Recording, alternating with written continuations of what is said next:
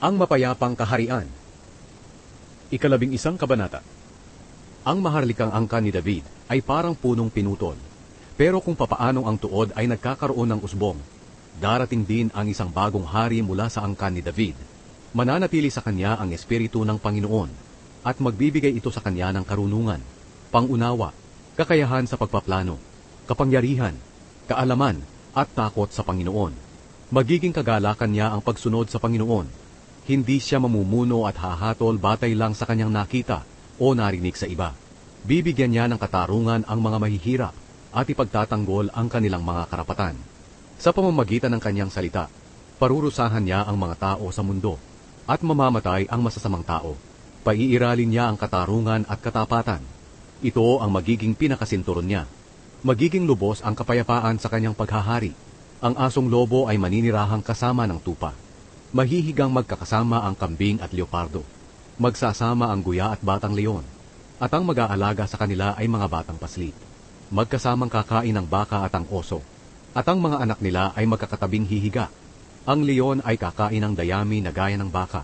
Kahit maglaro ang mga paslit sa tabi ng lungga ng makamandag na ahas, o kahit na isuot nila ang kamay nila sa lungga nito, hindi sila mapapahamak. Walang mamiminsala o gigiba sa Zion, ang banal kong bundok. Sapagkat magiging laganap sa buong mundo ang pagkilala sa Panginoon, katulad ng karagatan na puno ng tubig. Darating ang araw at isisilang ang bagong hari mula sa lahi ni David na magsisilbing hudyat sa mga bansa para magtipon sila. Magtitipon sila sa kanya at magiging maluwalhati ang lugar na tinitirahan niya.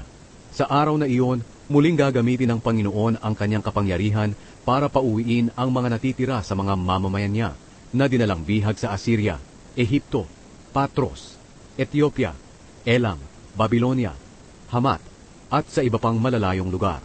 Itataas ng Panginoon ang isang bandila para ipakita sa mga bansa na tinitipunan niya ang mga mamamayan ng Israel at Huda mula sa iba't ibang dako ng mundo. Mawawala na ang inggit ng Israel sa Huda at ang galit ng Huda sa Israel. Magkasama silang lulusob sa mga Filisteo sa kanluran. Lulusubin din nila ang mga bansa sa silangan at sasamsamin ang mga ari-arian ng mga ito. Sasakupin nila ang Edom at Moab, at ang mga Amonita ay magpapasakop din sa kanila.